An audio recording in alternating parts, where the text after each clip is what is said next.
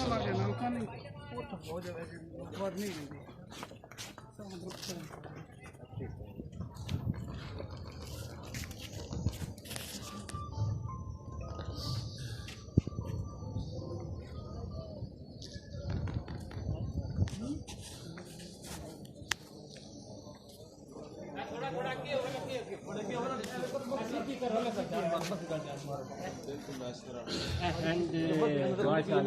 तिरछी करनी तिरछी ट्रेनिंग करनी